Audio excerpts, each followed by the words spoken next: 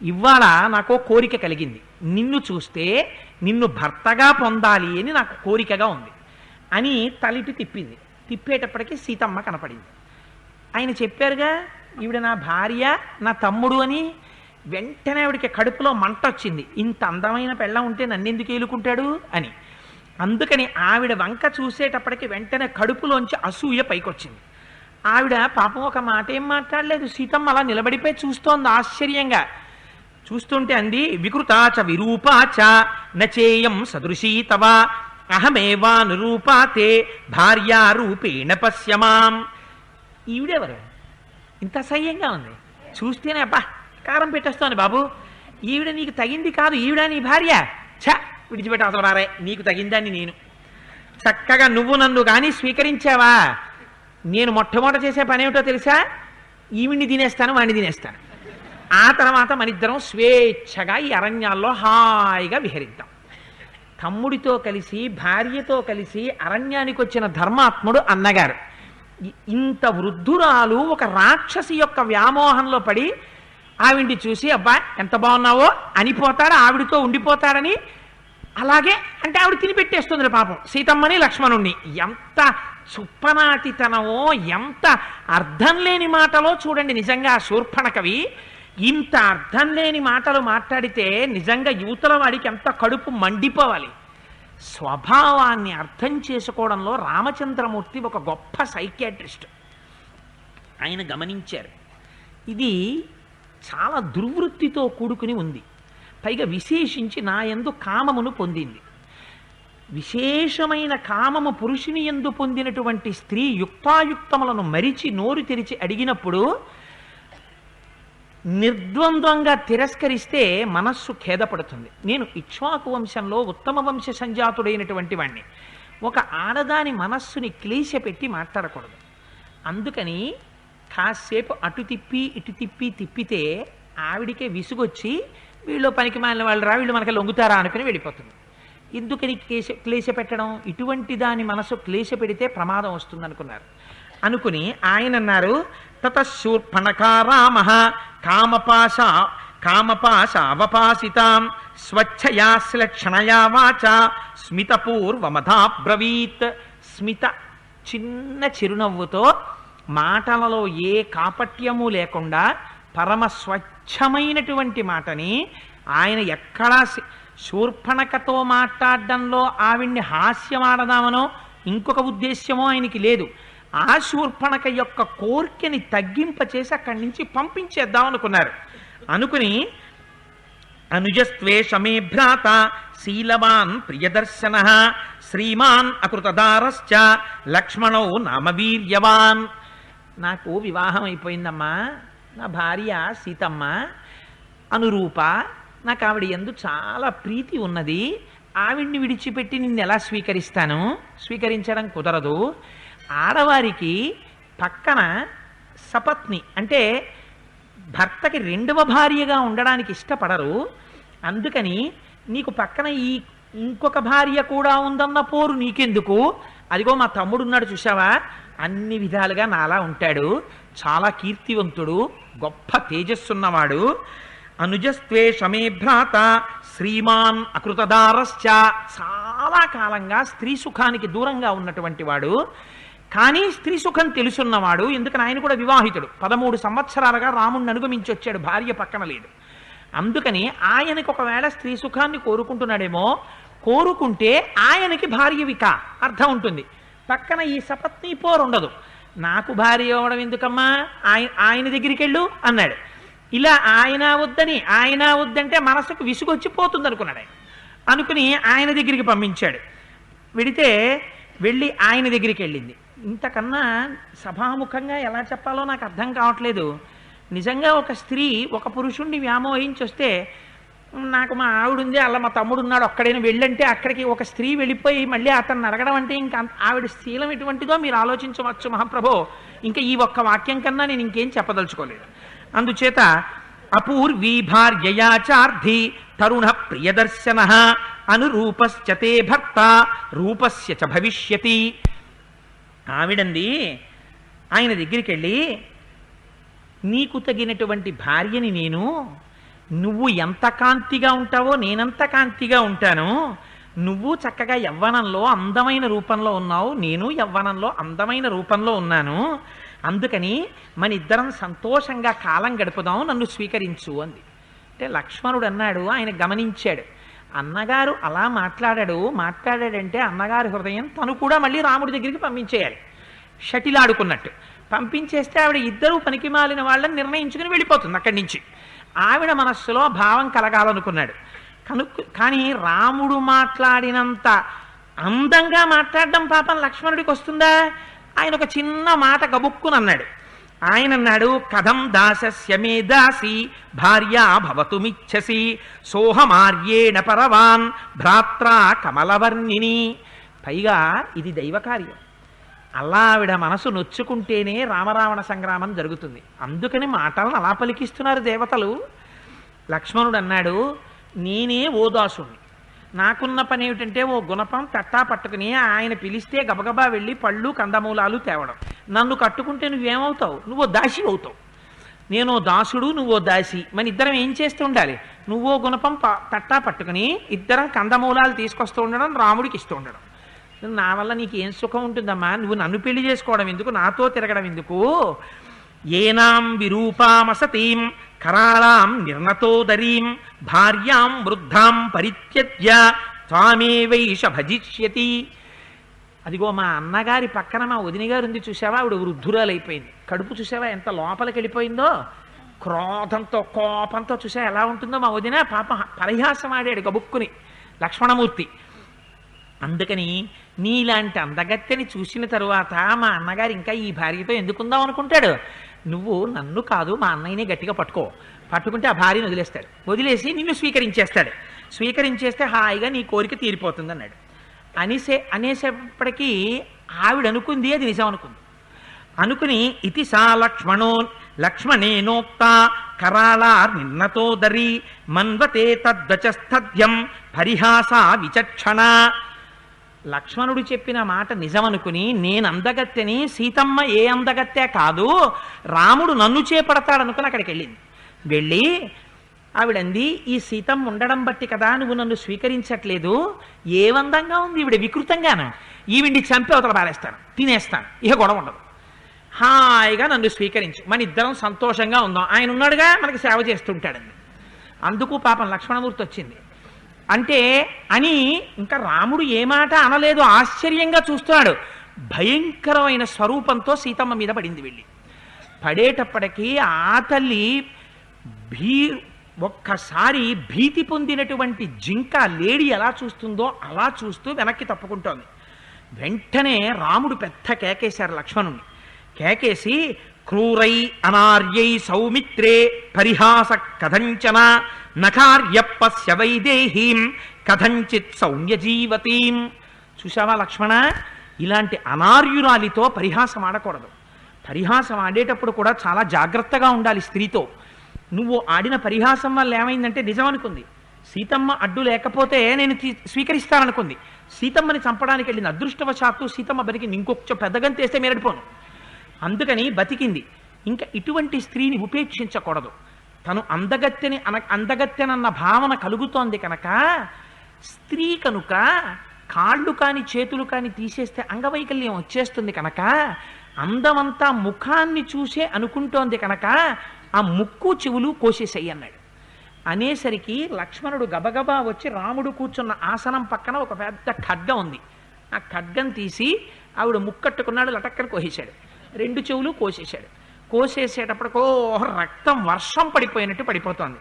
ఆ వర్షం పడిపోతున్నటువంటి రక్తంతో పెద్ద పెద్ద కేకలేస్తూ అరుపులరుస్తూ పరిగెత్తి ఆ లోపల వనంలో తన అన్నగారు ఉన్నాడు ఖరదూషణులు, వాళ్ళ దగ్గరికి వెళ్ళి ఆయన కూర్చున్న చోటుకి వెళ్ళి కింద పడింది. కింద పడేటప్పటికి ఆయన ఏమిట్రా ఇంత పెద్ద శబ్దం వచ్చిందని పక్కన చూశాడు. శూర్పణఖ చూసి ఆయన అన్నాడు, ఇదేమిటి ఇలా ఉన్నావు, ముక్కు కోయించేసుకున్నావు, చెవులు కోయించేసుకున్నావు, అంత నెత్తురు కారిపోతోంది. తన పక్కన నిశ్శబ్దంగా వెళ్ళిపోతున్నటువంటి కాలత్రాచుని తన గోటితో గీరిన వాడెవరు అని అడిగాడు. వాడికి ఎంత మదమో చూడండి. తెలిసి కాలపాశాన్ని మెడకి బిగించుకుంటున్న వాడెవరు, ఎవడు నీతో పరిహాసమాడాడు, నిన్ను ముట్టుకున్నవాడెవడు అని అడిగాడు. ఈవిడేదో మహాపతివ్రతలాగా. నిన్ను ముట్టుకోవడమే కాదు, నీ ముక్కు చెవులు కోస్తాడా? ఎవడు వాడు? వాడు ఈ పృథివీమండంలో ఎక్కడున్నా బ్రతకడం.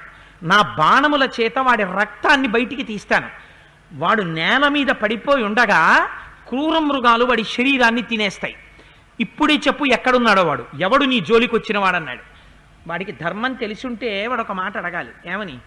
ఎందుకు కోసేశారే, ఎవరు కోసేశారు నీ ముక్కు చెవులని అడగాలి. వాడు ఆ మాట లేదు.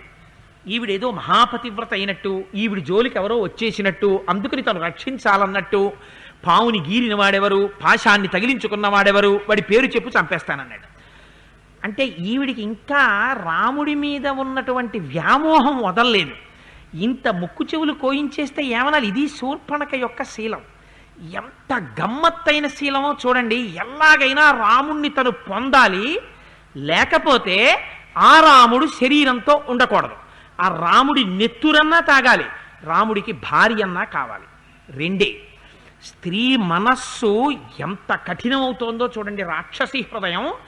ఆవిడంది ఇంకా వ్యామోహం తీరక, తరుణౌ రూప సంపన్నౌ సుకుమారౌ మహాబలౌ పుండరీక విశాలాక్షౌ చీరకృష్ణాజినాంబరౌ ఫలమూలాశనౌ దాంతౌ తాపసౌ ధర్మచారిణౌ పుత్రౌ దశరథస్యాస్తాం భ్రాతరౌ రామలక్ష్మణౌ గంధర్వరాజ ప్రతిమౌ పార్థివ్యసజనాన్వితౌ దేవౌ వా మానుషౌ వా తౌన తర్కయితుముత్సహే తరుణీరూప సంపన్న సర్వాభరణభూషిత దృష్టా తత్ర మయా నారీ తయోర్మధ్యే సుమధ్యమా తాభ్యాముభాభ్యాం సంభూయ ప్రమదామధికృత్యతాం ఇమామవస్తాం నీతాహం యథానాథా సతీ తథా ఏష మే ప్రథమ కామః కృతస్థా తత్వయా భవేత్ తస్యాస్తయోశ్చరుధిరం పిబేయమహమాహవే అంది కరుడితోటి.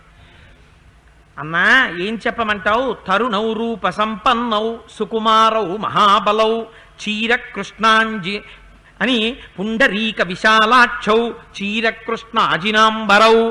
అక్కడ ఇద్దరు అన్నదమ్ములు ఉన్నారు. ఇక్కడికి దగ్గరలోనే వాళ్ళు ఒక చక్కటి ఆశ్రమాన్ని నిర్మించుకున్నారు. మంచి యవ్వనంలో ఉన్నారు. నారచీరలు కట్టుకున్నారు, కృష్ణాజినం పైన వేసుకున్నారు. ఎంత అందంగా ఉన్నారో తెలుసా? కందమూలాలు తింటున్నారు, తాపసులుగా ఉంటున్నారు, ధర్మంతో ప్రవర్తిస్తున్నారు. దశరథ మహారాజు గారి కొడుకులమని చెప్పారు. వాళ్ళ పేర్లు రామలక్ష్మణులు. గంధర్వులని చెప్పాలో, వాళ్ళు రాజకుమారులని చెప్పాలో, వాళ్ళ కాంతి చూస్తే అసలు నాకు నిజంగా ఏమని చెప్పాలో తెలియట్లేదన్నయ్య. అంత అందగాళ్ళు వాళ్ళిద్దరు అంది. ఏమిటి ముక్కు చెవులు కోసేసిన వదల్లా ఇంకా కామం అని అంత అందంగా ఉంటారు. కానీ వాళ్ళు నన్ను ఇలా ఎందుకు చేసేశారో తెలుసా అన్నయ్య? వాళ్ళ మధ్యలో ఒక స్త్రీ ఉంది, చాలా అందంగా ఉంటుంది. ఆవిడ వల్ల నా ఈ ముక్కు చెవులు కోసేశారన్నయ్య అంది. ఆవిడ కారణం సీతమ్మ. అసలు సీతమ్మ నోరు విప్పి మాట్లాడిన ఒక్క మాట ఏదైనా ఉందా అక్కడ? కానీ సుప్పనాతితనం లోపల ప్రవేశిస్తే ఎవరి వైపుకి తిప్పిందో చూడండి. ఎందుకు ఇంత కోపం? వాళ్ళంత అందగాళ్ళు ఎందుకు తనని స్వీకరించట్లేదు? ఆవిడ ఉండిపోయింది. ఆ సీతమ్మ ఉండబట్టి రాముడు స్వీకరించట్లేదు నన్ను. ఇది కడుపులో మంట. అందుకని ఆవిడ వైపుకి తిప్పింది. తిప్పి ఆ స్త్రీ కారణంగా నేను ఇటువంటి పరాభవం అనుభవించాను. ఇప్పుడు ఈ స్త్రీ జ్ఞాపకం రాగానే రాముడి మాటలు జ్ఞాపకం వచ్చాయి. అనురూప, నాతో పాటు అనువర్తించేటటువంటి పతివ్రత, అందుకని నేను వేరొక భార్యని స్వీకరించనన్నాడు. అందుకని అటువంటి భార్య ఇంకొక భార్యని స్వీకరించనన్నాడు. కాబట్టి అటువంటి భర్త ఆవిడకు ఉండకూడదు. ఎటువంటి దుష్టాలోచన వచ్చేసిందో చూడండి. అన్నయ్య నాదొక్కటే కోరిక, ఆ రాముడు తనకి దక్కడని జ్ఞాపకానికి వచ్చింది. ఆయన చెప్పిన మాట గుర్తొచ్చి, నువ్వు ఆ రాముణ్ణి సంహరించాలి. ఆయనలోంచి నురగతోటి బుడగలతోటి వేడి నెత్తురు బయటికి వస్తుంటే దోషిళ్లతో తాగాలనుంది అన్నయ్య నాకు, నువ్వు ఆ కోరిక తీరుస్తావా అంది. అంటే కరుడు అన్నాడు, అయ్యయ్యో నువ్వు ఈ కోరిక అడగడం నేను తీర్చకపోవడమా? ఉత్తర క్షణం తీరుస్తాను నీ కోరిక అని 14 మంది సైన్యాధిపతుల్ని పిలిచాడు. మీరు ఉత్తర క్షణం బయలుదేరండి, శూర్పణఖ మీకు మార్గం చూపిస్తుంది. మీరు వెళ్ళి ఆ ఆశ్రమాన్ని గుర్తుపట్టండి. గుర్తుపట్టి రామలక్ష్మణులు ఇద్దరిని సంహరించండి. ఏదో వీడు చాలా తేలిగ్గా ఎవరినో చంపేయమని చెప్పినట్టు చెప్పేశాడు. చెప్పేసేవాళ్ళే మునులా అంత తేలిగ్గా వీడి చేతిలో చనిపోవడానికి, వాళ్ళిద్దరినీ తీసుకురండి ఇక్కడికి, మా చెల్లెలు వాడి నెత్తురు తాగుతుందన్నాడు. అంటే ఆ 14 మంది అగ్నిహోత్రంలో పడే మిడతల్లా శూర్పణఖ వెంట బయలుదేరారు. మేము 14 మంది వెడుతున్నాం, తాపసౌ ధర్మచారిణౌ అంది కదా, అందుకని తేలిగ్గా చంపేయచ్చు అనుకున్నారు. అనుకుని వాళ్ళు పెద్ద పెద్ద కేకలేస్తూ రాముడు ఉన్నటువంటి ఆశ్రమానికి వెళ్ళారు. తతశూర్పణఖాఘోర రాఘవాశ్రమమాగత రాక్షసానాచక్షేతౌ భ్రాతరౌ సహసీతయా. అక్కడ సీతారాములిద్దరిని చూపించింది శూర్పణఖ, లక్ష్మణుణ్ణి చూపించింది. అదిగో ఆ రామలక్ష్మణుల్నే చంపాలంది. అనేటప్పటికీ ఈ 14 మంది పరిఘలు, పట్టిసాలు, కత్తులు, శూలాలు, ఆయుధాలు పట్టుకుని రామలక్ష్మణుల మీదకి పరిగెడుతున్నారు. రాముడు అన్నాడు, లక్ష్మణ నువ్వు ఒక్కసారి ఈ సీతమ్మ పక్కన నిలబడితే ఈ 14 మంది సంగతి నేను చూస్తానన్నాడు. వాళ్ళు 14 మంది పెద్ద అట్టహాసంగా, రామా నువ్వు మా ముందు కనీసం నిలబడలేవు, పారిపోవడం కూడా కుదరదు, ఇప్పుడే సంహరిస్తామని వస్తున్నారు. గృహీత్వధనురాయమ్య లక్ష్యనుద్దిశ్య రాక్షసాన్ ముమోచ రాఘవో బాణాన్ వజ్రాని వశతక్రతు. ఇంద్రుడి చేతిలోంచి వజ్రం ఎలా విడువబడుతుందో అలా రాముడు బాణములను ధనస్సుకి సంధించి విడిచిపెట్టాడు. రాముడు విడిచిపెట్టినటువంటి బాణములకు వాళ్ళ గుండెలకి ఉన్నటువంటి కవచములు పిట్లిపోయి లోపలికి వెళ్ళి భూమిలో గుచ్చుకున్నాయి. ఆ బాణాలు గుచ్చుకుని భూమిలోకి వెళ్ళిపోతే నెత్తురు ఓడిపోతూ పెద్ద పెద్ద నోళ్లు తెరిచి కేకలేస్తూ 14 మంది భూమి మీద పడి మడిచిపోయారు. చూసింది శూర్పణఖ, పెద్ద నోరు తెరిచి పెద్ద పెద్ద అరుపులు కేకలతో మళ్ళీ వెళ్ళి గభాల పడిపోయింది కరుడి దగ్గర. పడిపోయేటప్పటికీ ఈయన మళ్ళీ చూశాడు, ఇడు ఇలా గభాల మళ్ళీ పడిపోయింది అనుకున్నాడు. అనుకుని ఇప్పుడే కదా 14 మందిని పంపించాను నీ ముక్కు చెవులు కోసిన వాళ్ళని చంపమని, మళ్ళీ వచ్చి ఇలా పడిపోయావు, నీకేమైందని అడిగాడు. అడిగితే ఆవిడంది, పంపించావు లేవయా 14 మందిని రామలక్ష్మణుల్ని చంపమని, వాళ్ళే మామూలు వాళ్ళు అనుకుంటున్నావా, అపారమైనటువంటి తేజోమూర్తులు, 14 మందిని ఒక్క క్షణంలో చంపేవతలు పారేశాడు రాముడు. నువ్వు ఏదో రాముణ్ణి చూస్తే చాలా తేలిక అనుకుంటున్నావు. మయితే యజ్జనుక్రోశో యధి రక్షస్సుతేషు చ రామేణ యదితే శక్తి తేజో వాస్తి నిశాచర దండకారణ్య నిలయం జహి రాక్షస కంటకం. నిజంగా నీకు రాముణ్ణి ఎదురించే శక్తి ఉంటే నీ దగ్గరున్న కింకరుల్ని 14 మందిని పంపించడం కాదురా, నువ్వు బయలుదేరి యుద్ధం చేసి దండకారణ్యంలో రాక్షసులకి కంటకుడిగా అయిపోయాడు ఇవాళ రాముడు. ఆ రాముణ్ణి సంహరించు. నువ్వు కానీ బయలుదేరి రాముణ్ణి సంహరించడానికి వెళ్ళలేదో, యది రామం మమామిత్రం నత్వమధ్యవధిష్యసి తవ చైవగ్రత ప్రాణాం త్వక్ష్యామి నిరపత్రత అని, నువ్వు రాముణ్ణి చంపడానికి వెళ్ళకపోతే నీ ఎదురుగుండా నేను నా ప్రాణాలను విడిచిపెట్టేస్తాను, ఇక్కడ నీ కాళ్ళ ముందు చచ్చిపోతానని. ఇప్పుడు ఆక్రోశం మరింత ఎక్కువైపోగానే కరుడు ఒక్కసారి ఆలోచించాడు, నేను వెళ్ళాలా, ముక్కు చెవులు కోసేశారని ఇది వెర్రింకిలేస్తోంది కానీ అని. ఆవిడికి వేరొకరు వెళ్ళేంతసేపు ఓర్చుకునేంత శక్తి లేదు ఇంకా శూర్పణఖకి. నువ్వు తొందరగా కరుడే వెళ్ళి రాముణ్ణి సంహరించాలి, ఇది ఆవిడ ఆక్రోశం. వెళ్ళాలంటే ఏం చేయాలి, ఆయనలో పౌరుషం రెచ్చగొట్టాలి.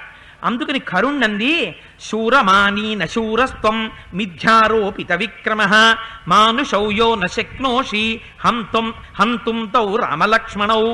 అస్తమానం నా దగ్గరికి వచ్చి నేను శూరుణ్ణి, నేను వాణ్ణి చంపాను వీణ్ణి చంపాను అని చెప్తావేమిట్రా, ఉట్టిది, నువ్వెక్కడ శూరుడివి, నీకేం చేత కాదు, చెప్పాగా రాముడు మహావీరుడని, లే పారిపో ఎక్కడికైనా అంది. అంటే ఏమనిపిస్తుంది ఇప్పుడు వాడికి, నోర్మై నేను ఎడతాను, ఎందుకు వెళ్ళలేను, రాముడేంటి అంటాడు కదా, అలా అనిపించాలి. అందుకని ఇంకా కూర్చుంటామే, లేచి పారిపో, నువ్వు ఎలాగో చంపలేవు రాముణ్ణి. రామేణ యదితే శక్తి తేజో నాస్తి నిశాచర దండకారణ్య నిలయం జహితం కులపాంసన. ఆ రాముడు ఇక్కడికి వచ్చి దండకారణ్యంలో ఉన్నటువంటి రాక్షసులను అందరినీ సంహరించడానికి సిద్ధపడిపోయాడు. నువ్వు ఎలాగో చంపలేవు, అందుకని రాక్షసులందరినీ పట్టుకుని అరణ్యం ఖాళీ చేసేసి పారిపోండి మీ అందరూ అంది. మీ అందరైనా బతుకుతారా, మీరు రాముడి తేజస్సు తట్టుకోలేరంది. అనేసరికి వాడికి ఎక్కడలేని ఉక్రోషం వచ్చింది. ఉక్రోషం వచ్చి, అంత మాట అంటావా, చూడు నేను ఇప్పుడే బయలుదేరుతాను, నేనేమనుకుంటున్నావో, నేను కాని యుద్ధానికి బయలుదేరానంటే నా ముందు దేవేంద్రుడు కూడా వజ్రం పట్టుకుని రథంలో నిలబడినా సరే సంహరిస్తాను. మృత్యుదేవతకి మృత్యువుని నేను, నేనే రథమెక్కి ఖడ్గం చేత్తో పట్టుకుని యుద్ధానికి బయలుదేరిన నాడు నా ముందు నిలబడగలిగినటువంటి వాడు ఉండడు. అందుకని శూర్పణఖ బయలుదేరుతున్నానన్నాడు. తయా పురుషిత పూర్వం పునరేవ ప్రశంసిత అబ్రవీద్దూషణం నామ ఖరస్సేనాపతిం తదా 14 సహస్రాణి మమ చిత్తానువర్తినాం రక్షసాం భీమవేగానాం సమరేష్వనివర్తినాం. అంతకుముందు నిందించింది, ఇప్పుడు పొగుడుతోంది. నువ్వురా అన్నయ్య రాక్షసుడి అంటే, నీ ముందు రాముడు ఎక్కడ నిలబడతాడు రా, బయలుదేరి వెళ్ళి రాముడిని చంపేసేయండి. ఆవిడికి ఒక మాట లేదు, ఆవిడ మాటలో ఒక నిలకడ లేదు. ఆవిడికి కావలసింది ఆవిడ ప్రయోజనాన్ని ఆవిడ సాధించుకోవాలనేటటువంటి కరడు కట్టినటువంటి పాశవికత ఉంది. అటువంటి స్త్రీ కనుక అప్పుడే పొగిడితే కరుడు గమనించలేకపోయాడు. గమనించలేక 14,000 మంది రాక్షసులతో కలిసి రథం ఎక్కి బయలుదేరుతున్నాడు. అది బంగారంతో చేయబడినటువంటి రథం. అంత గొప్ప రథాన్నెక్కి, గుర్రాలు పూంచిన రథం ఎక్కి, కోదండాన్ని చేత్తో పట్టుకుని తన సేనాపతులందరితో కలిసి 14,000 సైన్యంతో కదులుతున్నట్ట. ఈ కరుడు చంపాడు, ఎంతమంది ఋషుల్ని చంపాడో. ఆ కరదూషణులు ఇద్దరూ అసలు మరణిస్తారా అని బెంగ పెట్టుకున్నారు ఋషులు. అందుకని ఆయన బయలుదేరుతున్నట్ట రథం ఎక్కి నిలబడ్డాడంతే. తత్రయాంతం బలంఘోరం అశివం శోణితోదకం అభవర్షన్ మహామేఘ స్తుములో గర్ధభారుణ. గాడిదలు ఎలా అయితే బూడిద రంగు ఎర్రటి రంగులో ఉంటాయో అటువంటి మేఘాలు ఆకాశంలోకి వచ్చేయట. వచ్చి ఎర్రటి నీటిని వర్షించేయట పైనుంచి. ఆ ఎర్రటి నీరు వచ్చి అదంతా వర్షంలా పడింది. అది భయంకరమైనటువంటి దుశ్శకునం. అటువంటి శకునం కనపడింది. నిపేతు స్తొరగాస్తస్య రథయుక్త మహాజవాహ సమే పుష్పచితే దేశే రాజమార్గే ఎదురుచ్ఛయా. చాలా సమతలంగా ఉంది భూమి, పువ్వులు జల్లినటువంటి రాజవీధి. అలా వెడుతున్నటువంటి గుర్రాలు, ఆ రథానికి కట్టినటువంటి గుర్రాలు తొట్రుపడి ముందుకు పడి పైకి లేచి నడిచాయి. అలా నడిస్తే ఆ రథం ఎక్కి వెళ్ళినటువంటి వీరుడిహే తిరిగి వెనక్కి రాడు. శ్యామం రుధిరపరి అలాత చక్ర ప్రతిమం పరిగృహ్య దివాకరం. సూర్యుడి చుట్టూ పరివేషం ఏర్పడింది. నల్లటి వలయం, దాని చుట్టూ ఎర్రటి కాంతితో ఏర్పడుతోంది. దీన్ని అలాత చక్రం అంటారు. అంటే మనం దీపావళి నాడు కాకర పువ్వొత్తులు అట్టుకుని చిన్నపిల్లలు వెలిగించి ఇలా తిప్పుతూ ఉంటారు. తిప్పుతుంటే గిరగిరగిరగిర తిప్పుతుంటే అగ్నితో కూడినటువంటి చక్రం ఏర్పడినట్టుగా ఉంటుంది పైనుంచి చూసేటటువంటి వాళ్ళకి. అలాంటి చక్రం సూర్యుడి చుట్టూ ఏర్పడిందిట. అది నలుపు ఎరుపు రంగులతో ఉంది. అలా రంగుతో కూడినటువంటి సూర్యుడిని చూస్తే యుద్ధానికి బయలుదేరే ముందు ఎవరు బయలుదేరుతున్నప్పుడు అలా జరిగిందో ఆయన ఇంకా ప్రాణములతో తిరిగి వెనక్కి రాడు. అందుచేత దుశ్శకునం కనపడిందో. తతోధ్వజముపాగమ్య హేమదండం సముచ్ఛ్రితం సమాక్రమ్య మహాకాయ స్తతో గృధ్ర సుదారుణ. ఒక పెద్ద గ్రద్దొకటి ఆకాశంలో ఎగురుతూ వచ్చింది. వచ్చి బంగారు దండమునకు ధ్వజం ఎగురుతోంది. ఆ దండం మీద ఒక్కసారి పైన వాలి లేచిపోయింది. గ్రద్ద వాలిందా పరమ అశుభం. బభూవతిమిరం ఘోర ఉద్ధతం రోమహర్షణం దిశో వా విదిశో వాపి నచ వ్యక్తం చకాసిరే. దిక్కులు విదిక్కులు అన్ని అకారణంగా చీకటితో నిండిపోయాయి.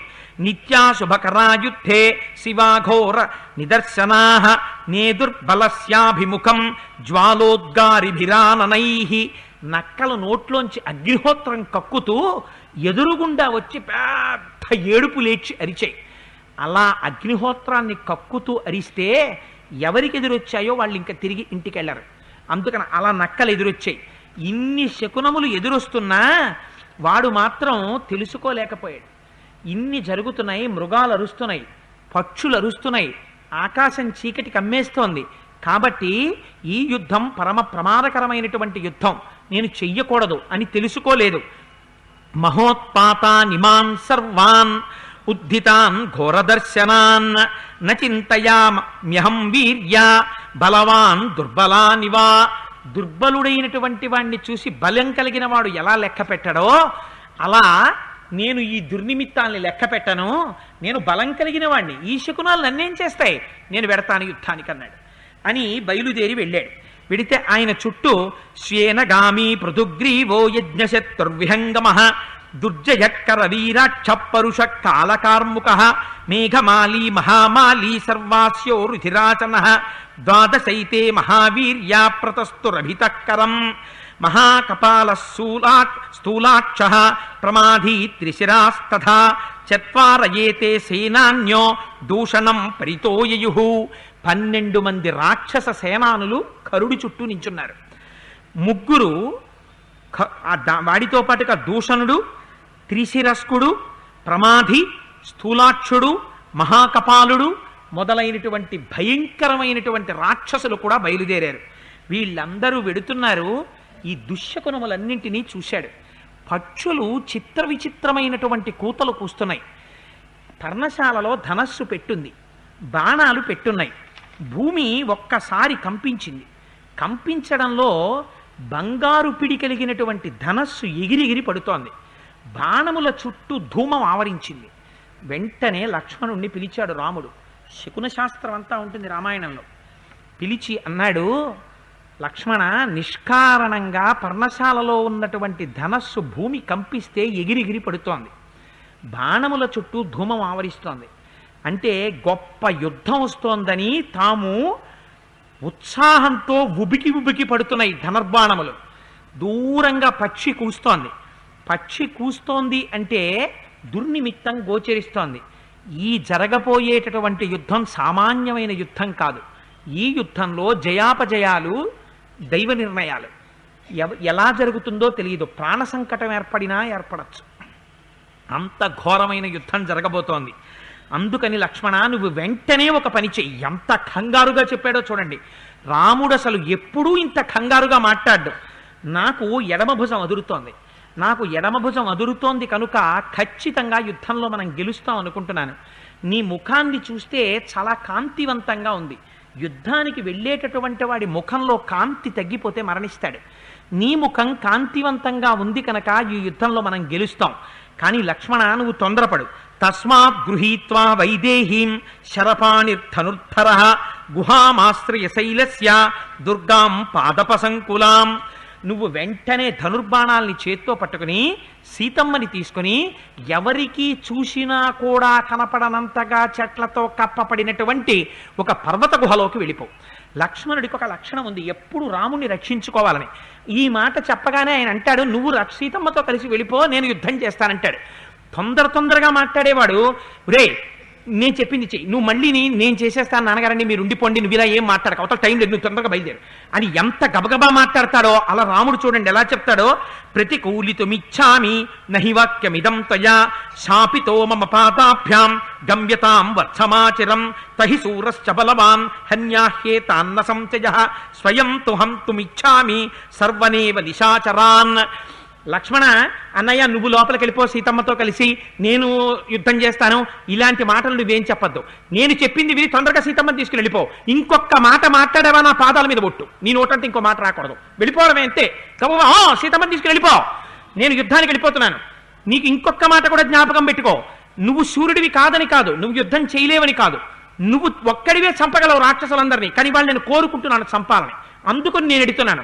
నిన్ను తక్కువ చేసి నేను చూడటం లేదు, నువ్వు తొందరగా బయలుదేరిపో, ఇంకొక మాట నీ నోటంటే వచ్చిందా నా పాదాల మీద ఒట్టు, వెళ్ళిపో అన్నాడు. అంటే ఎంత తొందరపడ్డాడో చూడండి రాముడు. వచ్చేస్తోంది అవతల సైన్యం, మహాభయంకరమైన యుద్ధం వస్తోందని. ఆ క్రోధం ఆవరించి నిలబడితే వాల్మీకి మహర్షి అన్నారు, రూపమప్రతిమం తస్య రామస్య క్లిష్టకర్మణః బభూవ రూపం క్రుద్ధస్య రుద్రస్యేవ మహాత్మనః. ఇంకొక ఉపమానం వెయ్యడం కుదరదయా. అలా నిలబడినటువంటి రాముడి గురించి చెప్పవలసి వస్తే ఒకే ఒక్క ఉపమానం మాత్రమే ఉంది. ఆయన పినాకిని అనేటటువంటి ధనస్సు చేత పట్టుకుని దక్షయజ్ఞ ధ్వంసం చేయడానికి నిలబడినటువంటి రుద్రుడైన శివుడు ఎలా ఉంటాడో అలా ఉన్నాడు ఇవాళ రాముడు అన్నారు. అందుకని శివుడిలో రుద్రుణ్ణి దర్శనం చేస్తున్నారు. శివ మంగళం ఇచ్చేవాడు ప్రసన్నుడు, రౌద్ర రూపంతో ఉంటే రుద్రుడు శిక్ష చేస్తాడు. ఏకకాలమునందు శివకేశవ అభేదంగా శివరుద్ర అభేదంగా దర్శనం చేస్తున్నారు మహర్షి. ఇవాళ గబగబా వచ్చారట కరుడు, దూషణుడు, త్రిశిరస్కుడు వీళ్ళందరూ వచ్చి రాముణ్ణి చుట్టుముట్టారు. ఆయన ఒక్కడు, ఆయన చుట్టూ వీళ్ళందరూ మొత్తం ఆయన చుట్టూ చేరిపోయారట 14,000 మంది రాక్షసులు. బాణాలు విసిరేర్ట, తోమరాలు విసిరేర్ట, ముద్గరములు విసిరేర్ట, గదలు విసిరేర్ట, ఆయన మీదకి శూలాలు విసిరేర్ట. ఒళ్ళంతా పూచినటువంటి మోదుగు చెట్టు ఎలా ఉంటుందో అలా ఒంటి నిండా దెబ్బలు తగిలి నెత్తురు ధారల కింద కారిపోతోందిట. ఇన్ని బాణములు వచ్చి మీద పడిపోతుంటే రాముడు సముద్రం నదీ ప్రవాహం వచ్చి తనలో కలిసిపోతుంటే ఎంత సంతోషంగా స్వీకరిస్తుందో, పెద్ద వర్షం పడిపోతుంటే ఎత్తైన ప్రదేశం మీదకెళ్ళి కళ్ళు మూసుకుని ఆబోతి ఇలా ఎలా నిలబడుతుందో అలా నిలబడ్డాట ఆ బాణప్రహారం అంతా స్వీకరిస్తూ. ఒక్కసారి తన ధనస్సు తీశాట, దాన్ని మండలాకారంగా తిప్పేట. తిప్పి ఎప్పుడు అక్షయ బాణ తూణీరంలోంచి బాణం తీశాడో, ఎప్పుడు అందులో పెట్టాడో, ఎప్పుడు విడిచిపెట్టాడో ఎవ్వరూ గమనించలేరు. ఇదిగో రాముడు తీస్తున్నాడు చూడు అని చెప్పగలిగిన వాడు లేడు, వింటినారిలో పెడుతున్నాడు చూడు అని చెప్పగలిగిన వాడు లేడు, బాణం విడిచిపెడుతున్నాడు చూడు అని చెప్పగలిగిన వాడు లేడు. 14,000 మంది తన చుట్టూ ఉన్నారు. ఒక్క రాముడు మండలాకారంగా ధనస్సులోంచి బాణాలను విడిచిపెడుతుంటే పుణ్యం ఉన్న ప్రతివాడు ఆకాశంలో నిలబడి గోబ్రాహ్మణులకు శుభము కలుగుగాక, రామునికి విజయము కలుగుగాక, దారుణాతి దారుణంగా ఒక్కడు భూమి మీద నిలబడి యుద్ధం చేస్తుంటే ఇంతమంది రథాల మీద నిలబడి కొడుతున్నారు రాముడు ఒక్కడిని. రాముడికి విజయం కలగాలని వాళ్ళందరూ ఆశీర్వచనం చేస్తున్నారట. దిక్కులు విదిక్కులు కదిలిపోతున్నాయిట, పర్వతాలు ప్రకంపనాలని పొందుతున్నాయిట, సముద్రములు ఘూర్నిల్లుతున్నాయి, మేఘములు కూడా వదిలిపోయాయి. ఆ యుద్ధం యొక్క పరిస్థితిని చూసి వనదేవతలు వనాన్ని విడిచిపెట్టి పారిపోయారట. క్రూర మృగాలన్నీ దౌడు తీసి దిక్కుల్ని పట్టి పారిపోయేట. అటువంటి స్థితిలో రాముడు బాణములను విడిచిపెడుతుంటే 14,000 మంది మీద ఎప్పుడు విడిచిపెట్టాడో తెలియదు. ఏనుగులకి తొండాలు తెగిపోయాయి, గుర్రాలకి 4 కాళ్ళు తెగిపోయాయి, రాక్షసులకి కంఠాలు తెగిపోయాయి, కొందరికి భుజాలు తెగిపోయాయి, కొందరికి కాళ్ళు తెగిపోయాయి. 14,000 మందిని 1 గంట 12 నిమిషాల్లో కొట్టేశాడు. రామదాసు గారు దశరథీ శతకంలో అంటారు, బండన భీముడర్తజన బాంధవుడుజ్వల బాణతోణ కోదండ కళాప్రచండ భుజతాండవ కీర్తికి రామమూర్తికి రెండవ సాటి దైవమిక లేడనుచున్ గడకట్టి భేరికా డాండ డడాండ డాండ నిడదంబుల జండము నిండ మత్త వేదండము నెక్కి చటెదను దశరథీ కరుణాపయోనిధి. రుద్రుడయ్యాడు ఆ రోజున మా స్వామి. ఆ ధనస్సు చేత్తో పట్టుకుని మండలాకార బాణవర్షం కురిపిస్తుంటే అందరూ పడిపోయారట. పడిపోతే దూషణుడన్న వాడికి మాత్రం అహంకారం వచ్చి చేతిలో ఒక పెద్ద పరిగణక దాన్ని పట్టుకుని పరిగెత్తుకుంటూ వస్తున్నాడు. ఆయన రాముడిలో ఉన్న గొప్పతనం ఏమిటో తెలుసా అండి? ఏకకాలమునందు 13 బాణములు వింటినారికి తొడుగుతాడు. తొడిగి ఆకర్ణాంతం లాగి వదిలిపెడతాడు. వదిలిపెడితే 4 బాణములు 4 గుర్రములకు తగులుతాయి.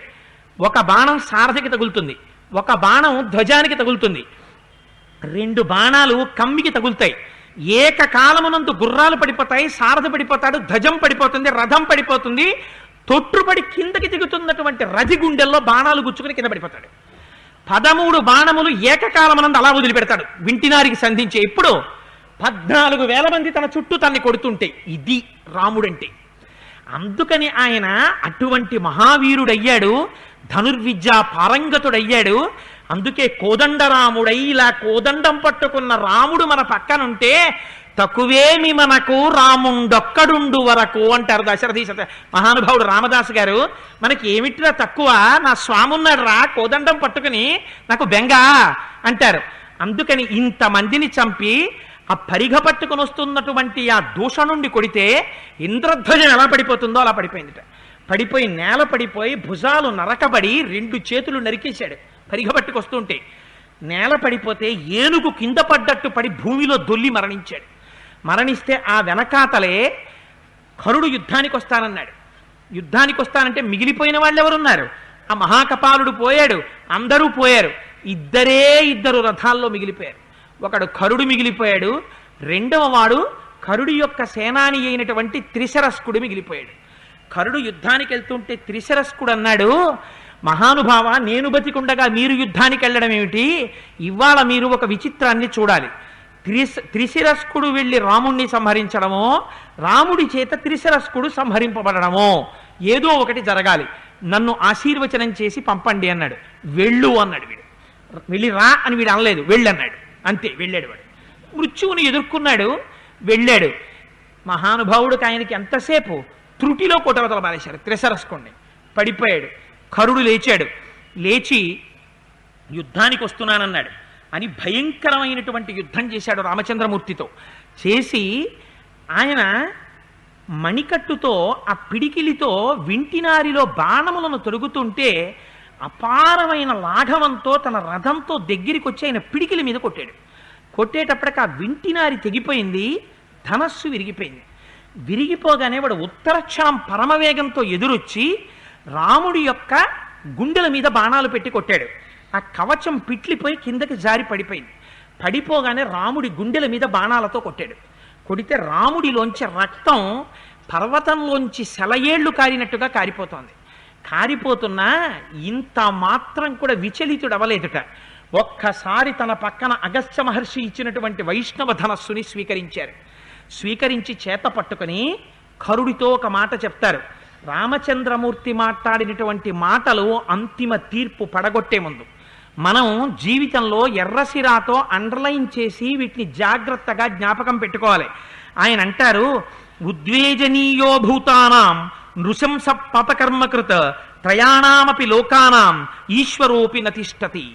వాడు 3 లోకములను పరిపాలించగలిగినటువంటి సమర్థుడైన పాపకర్మలను చేస్తున్నటువంటి వాడు మాత్రం బ్రతకడు. కర్మలోక విరుద్ధంతు కృవాణం క్షణ దాచర తీక్ష్ణం సర్వజనో హంతి సర్పం దుష్టమివాగతం.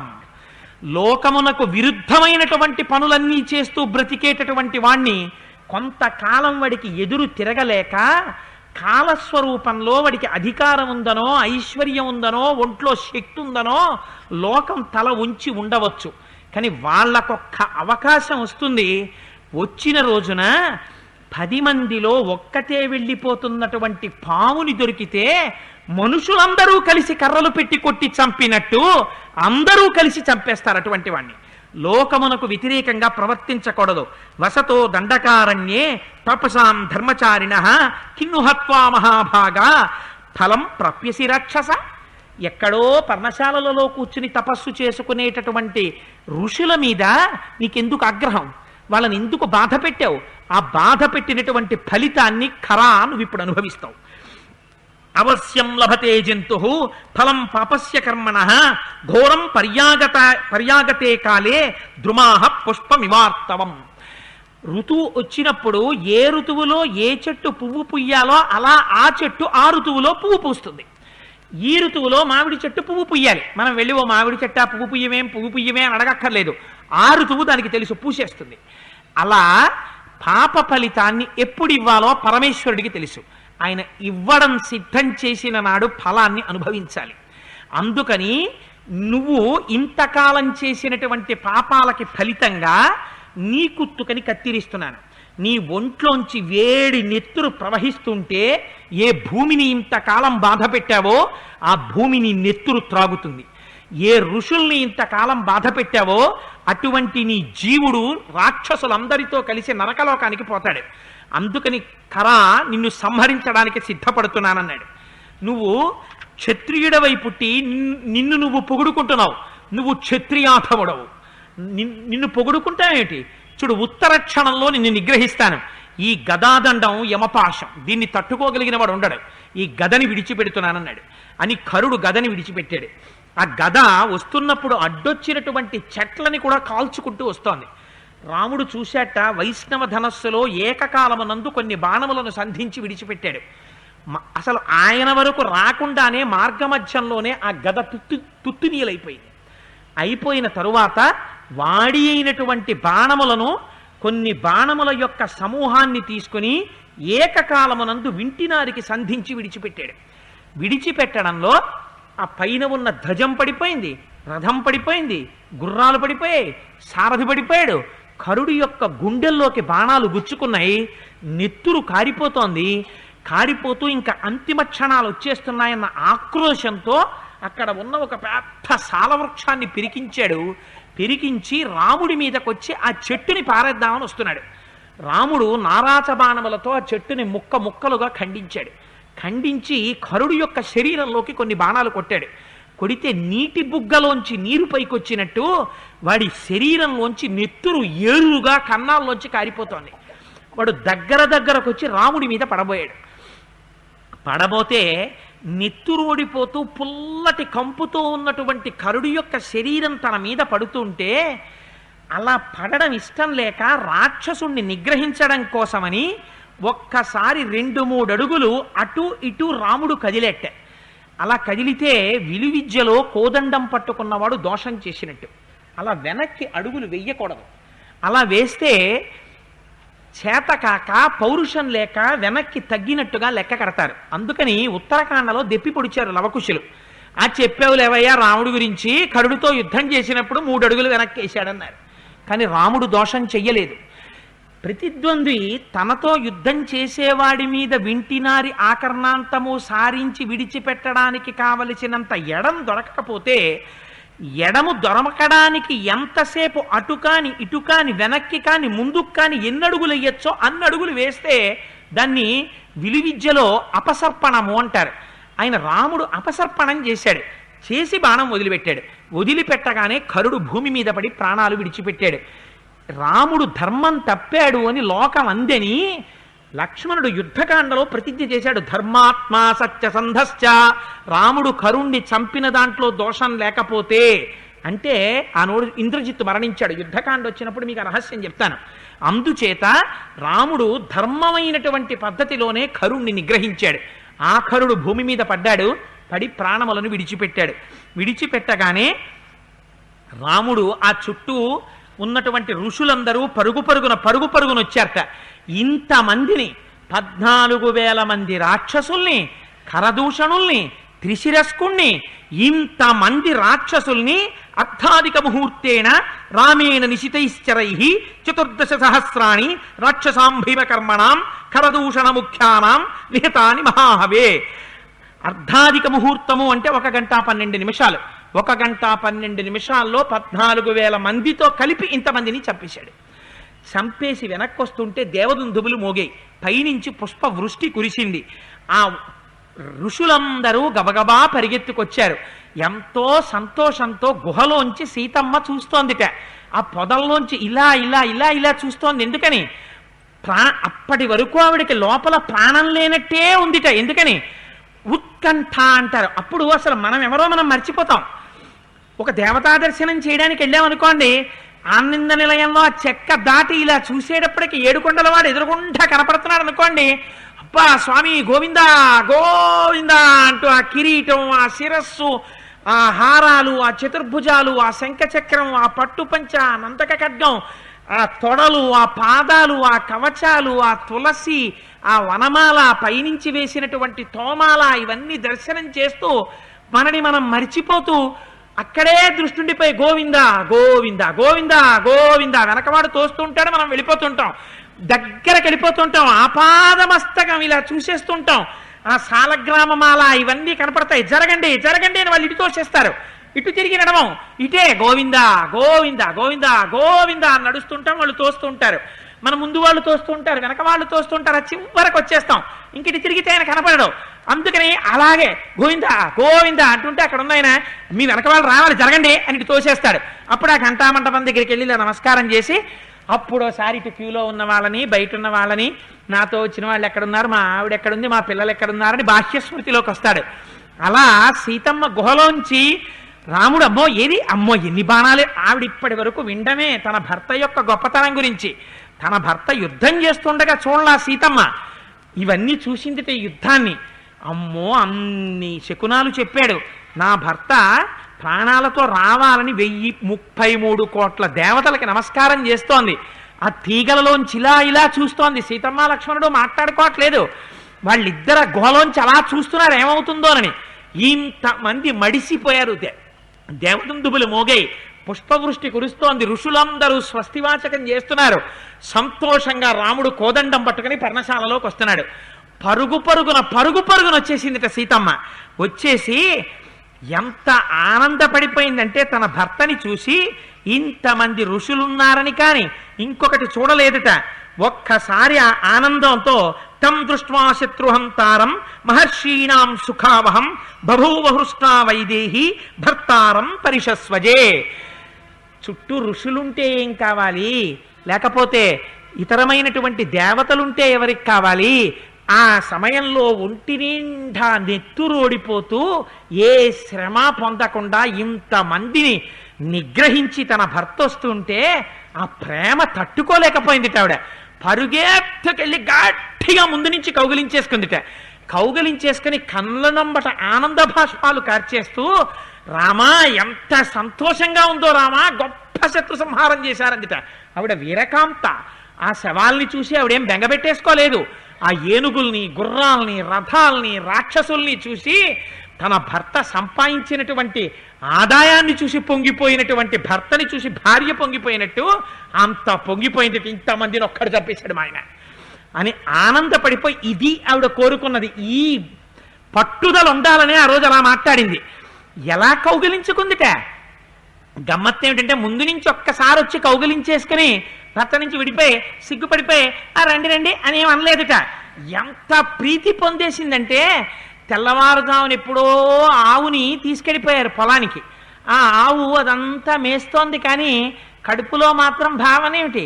ఇంటి దగ్గర నా లేగ దూడని కట్టేసి ఉంటారు, నా లేగ దూడకి పాలు ఇవ్వాలి, ఈ పచ్చగడ్డి తినాలి, అదిగో అక్కడ లేత గడ్డి తినాలి, ఇదిగో ఇక్కడ రుచికరమైన గడ్డి తినాలి, ఇవన్నీ పాలగా మార్చాలి, ఇంటికి వెళ్ళిన తర్వాత నా దూడను వదులుతారు, ఆ దూడకి నేను పాలు ఇవ్వాలి అని సంతోషంగా ఇలా ముఖం ఎత్తిపెట్టి అంబా నరుచుకుంటూ వస్తుంటే ఈ లేగ దూడలు అమ్మ అరుపు కనిపెడతాయి. కనిపెట్టి వీటికి అంబా అనవు, చిన్నతనంలో అంబే అంటే అదేం గమ్మత్తో నీకెలా తెలుసురా అనకండి, మా ఇంట్లో ఆవు దూడ ఉండే వద్దు తెలుసు. ఇవి అంబే అంటాయి. ఈ అంబే దానికి ఎలా వినపడుతుందో తెలియదు. మరి అరటి పువ్వు మీద ఉన్న డొప్పలుంటాయే, అలా రెండు చెవులు ఇలా ఇలా ఆడిస్తూ వెంటనే ఇలా తలెత్తేసి వేగం పెంచేసి నడక అంబా నడుచుకుంటూ వచ్చేస్తుంది. వచ్చేసి ఆ పలుపు దగ్గరికి వెళ్ళిపోతే దాని మెళ్ళో పలుపు కట్టేసి ఇంటి యజమాని దూడను వదిలిపెట్టేగానే దూడ సంతోషంగా వచ్చి పొదుగులో దూరిపోయి ఇలా ఇలా మూతితో గుద్దుతుంటే ఆ ఆవు అట్నుంచి ఇట్నుంచి దూడని నాలుకతో నాకేస్తుంటుంది.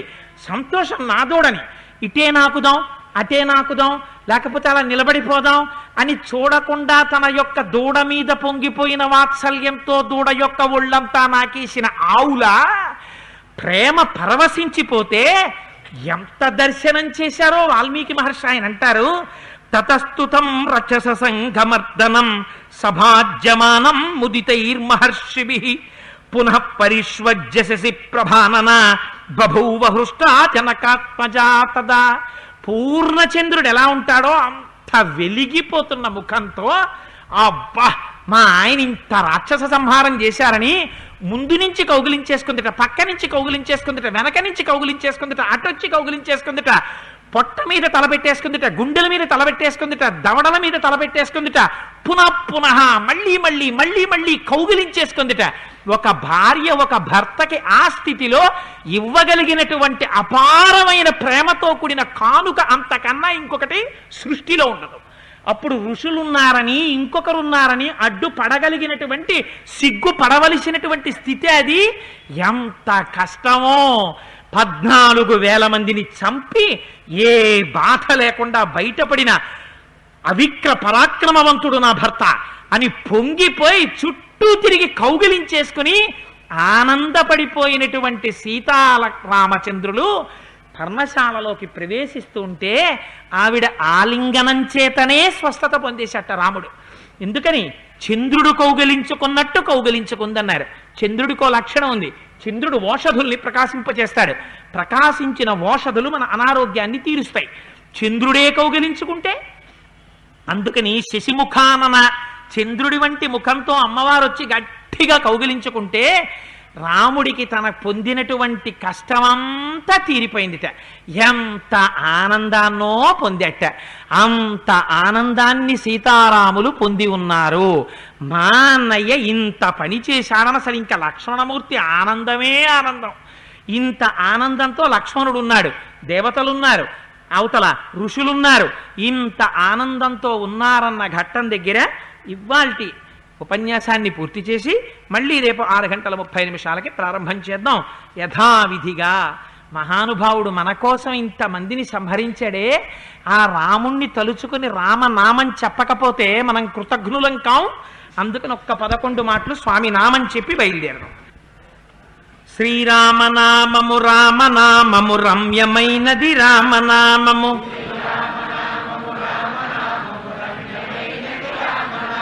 శ్రీమదఖిల రహస్య మంత్ర విశేషధామము రామనామము,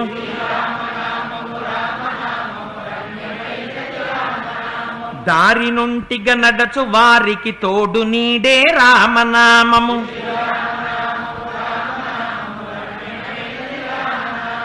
నారదాది మహామునీంద్రులు నమ్మినది శ్రీరామనామము,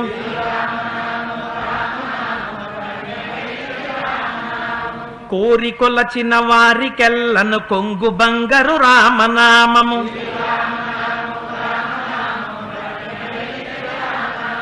పాహి కృష్ణాయనచు ద్రౌపది పలికినది శ్రీరామనామము,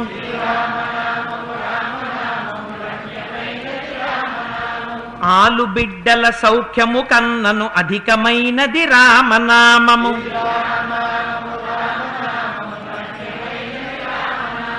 నీవు నేనను భేదమేమియు లేకయున్నది రామనామము,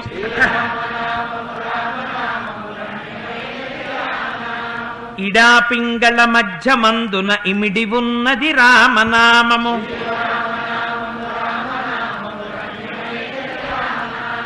అండపిండ బ్రహ్మాండములకు ఆధారమైనది రామనామము,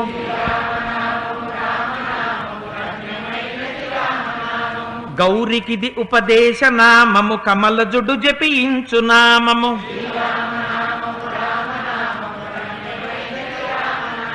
గోచరంబగు జగము లోపల గోప్యమైనది రామనామము,